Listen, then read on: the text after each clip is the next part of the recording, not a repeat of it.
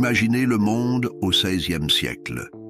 Une ère de découverte où le globe était une entité vaste et mystérieuse attendant d'être explorée. C'était l'époque des grandes navigations, un moment où des âmes courageuses prenaient la mer vers l'inconnu, animées par la curiosité, l'ambition et l'esprit humain implacable.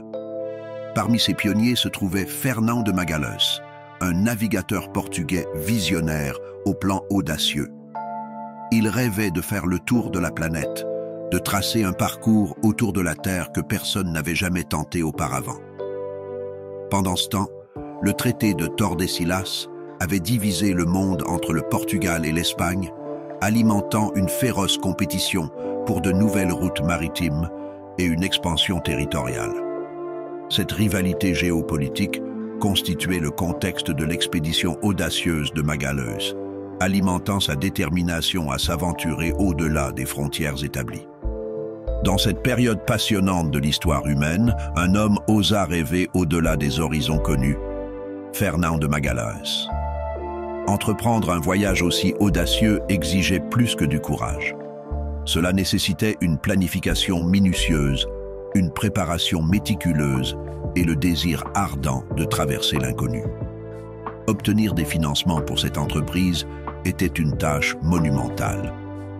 Imaginez essayer de convaincre la monarchie espagnole de financer un voyage qui ne promettait aucune récompense certaine et ne présentait que les défis les plus difficiles. Mais Fernão de Magalhães était un homme de vision et de persistance. Il parvint à obtenir les ressources nécessaires malgré le scepticisme et les doutes qui l'entouraient. Recruter des marins n'était pas moins difficile. Au XVIe siècle, la navigation était une occupation dangereuse et souvent fatale. Beaucoup étaient réticents à s'engager dans un voyage que la plupart considéraient comme une mission insensée. C'est grâce à l'appel charismatique de Magalhães et à la promesse d'aventure et de gloire que des hommes d'origine et de nationalités différentes furent séduits pour rejoindre l'équipage. Environ 270 âmes courageuses et curieuses se sont engagées sans être pleinement conscientes des périls qui les attendaient. Construire les navires était une autre tâche herculéenne. 5 navires robustes étaient nécessaires pour résister aux conditions maritimes difficiles et aux longs voyages. La Trinidad, Santiago, Victoria, Concepción et San Antonio ont été construits avec grand soin et précision, conçus pour résister aux tempêtes les plus violentes et aux conditions maritimes les plus difficiles. Ces navires étaient plus que de simples vaisseaux. Ils étaient les maisons des explorateurs, leur lifeline, leur seul espoir de survie. Ils devaient être forts, fiables et capables de transporter suffisamment de provisions pour le voyage.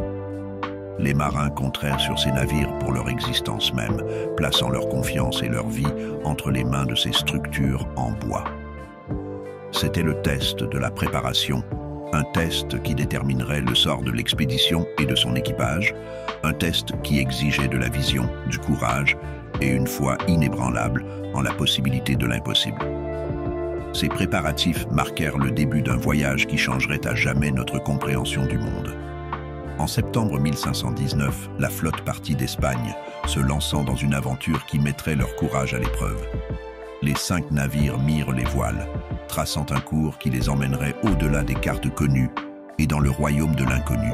Leur voyage n'était pas seulement une traversée des océans, mais un plongeon dans l'inconnu, un saut de foi dans l'abîme de l'incertitude. La route qu'ils ont prise était aussi audacieuse que dangereuse. Depuis l'Atlantique, ils s'aventurèrent le long de la côte est de l'Amérique du Sud, bravant les mers tumultueuses et les conditions météorologiques impitoyables. C'est là qu'ils ont rencontré leur premier défi majeur, le détroit de Magellan.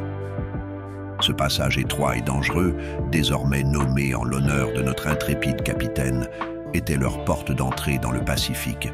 Un étendard d'eau si vaste et inexploré qu'ils les surnommèrent la mer Pacifique. Mais sa tranquillité était trompeuse car il réservait des épreuves et des tribulations qu'ils pouvaient à peine imaginer. Les défis auxquels ils ont été confrontés étaient monumentaux. Des tempêtes ont fait rage, Des maladies ont frappé, la faim a rongé leur esprit et des mutineries ont menacé de les déchirer. Les désertions n'étaient pas rares, car des hommes, poussés à bout par la peur et le désespoir, choisissaient d'abandonner leurs camarades et leur mission. Mais malgré tout, l'équipage restant tint bon, leur résolution aussi inébranlable que les coques de leurs navires. Mais le coup le plus dur était encore à venir. Aux Philippines, en avril 1521, Magellan trouva une fin prématurée, non pas par les éléments, mais par un conflit avec les populations autochtones. Sa mort fut une perte écrasante, un coup au moral de l'équipage déjà malmené. Mais des cendres du désespoir, un nouveau leader émergea. Juan Sebastián Elcano, un homme courageux et déterminé, prit les commandes, guidant l'expédition vers sa conclusion historique. Contre toute attente, le Victoria, seul survivant de la fière flotte d'origine, revint dans les eaux espagnoles en septembre 1522. Sur l'équipage initial de 270 hommes, seules 18 âmes fatiguées mais triomphantes sont revenues. Leur voyage avait été un parcours d'une difficulté inimaginable, mais aussi de découvertes incroyables. Ils avaient affronté la tempête, traversé le globe et émergé victorieux, changeant à jamais notre compréhension du monde. Le voyage était un témoignage de l'endurance humaine, de la résilience et de la soif inextinguible de découverte. C'était un voyage qui résonnait à travers les âges, ses ondes touchant chaque coin du globe. C'était un voyage de courage, de détermination, de l'esprit indomptable de l'humanité. Et c'est un voyage qui continue de nous inspirer encore aujourd'hui, alors que nous regardons vers les étoiles et rêvons de nouveaux horizons encore à explorer. Le retour du Victoria en Espagne en septembre 1522 marqua l'achèvement de la première circumnavigation de la Terre. Avec ces mots, nous entrons dans les suites d'un voyage qui, malgré ses dangers et ses pertes, a modifié à jamais le cours de l'histoire humaine. Cette expédition de découverte était un témoignage de la curiosité et du courage humain. Elle a ouvert de nouvelles frontières, dévoilant un monde interconnecté de cultures diverses, de flore et de faune nouvelles, et de ressources inexploitées. De nouvelles épices, comme le clou de girofle et la cannelle, des fruits et animaux exotiques, et des métaux précieux ont été ramenés en Europe, enrichissant le vieux monde des trésors abondants du nouveau. Les révélations de l'expédition allaient bien au-delà du tangible. Elle offrait une compréhension de première main des civilisations différentes, de leurs coutumes, traditions et modes de vie. Cet échange de cultures, cette rencontre entre l'Est et l'Ouest, a suscité un dialogue qui résonne encore aujourd'hui. La circumnavigation a également fourni une démonstration pratique de la sphéricité de la Terre, un concept qui, bien que connu, n'avait pas été prouvé empiriquement à une telle échelle. Elle a validé les théories des anciens érudits et posé de nouvelles questions aux penseurs de l'époque. C'était l'aube d'une nouvelle ère, une ère d'exploration et de compréhension qui repoussait les limites du monde connu. L'impact du voyage sur le commerce mondial a été profond. La découverte d'une nouvelle route maritime vers les îles aux épices, contournant les voies terrestres traditionnelles, a secoué l'économie mondiale.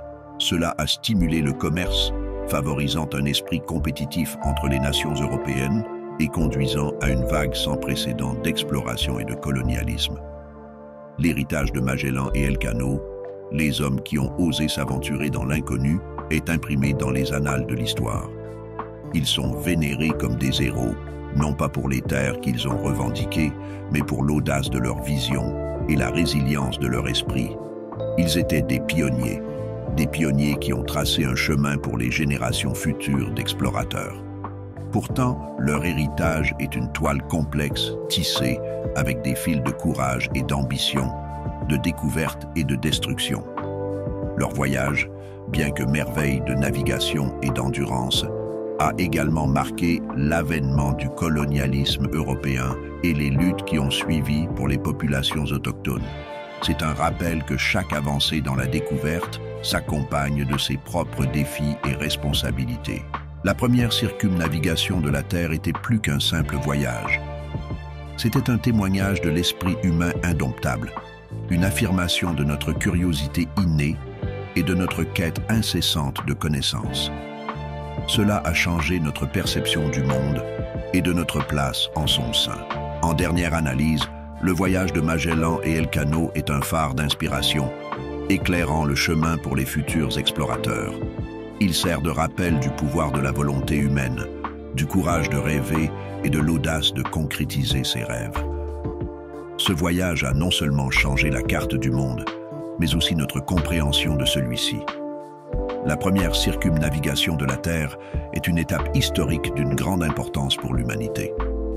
Ces explorateurs intrépides, Fernand de Magalhães et Juan Sebastián Elcano, ainsi que leur équipage courageux, ont affronté l'inconnu, se lançant dans un voyage rempli de périls et de promesses.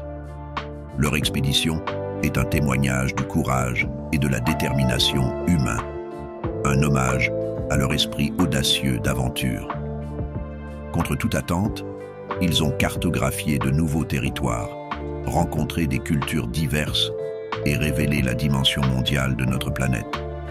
Ils ont élargi nos horizons, transformant notre compréhension du monde et de notre place en son sein. Dans les annales de l'histoire, Magellan et Elcano se tiennent debout, non seulement en tant que navigateurs, mais en tant que symbole de bravoure et de persévérance. Leur héritage transcende leur découverte. Ils résident dans l'esprit indomptable qu'ils ont allumé, la flamme de l'exploration qui continue de brûler brillamment dans le cœur de ceux qui osent rêver, s'aventurer et découvrir. Leur courage et leur détermination continuent de nous inspirer, nous rappelant que l'esprit d'exploration vit en chacun de nous, nous poussant à aller au-delà des horizons connus.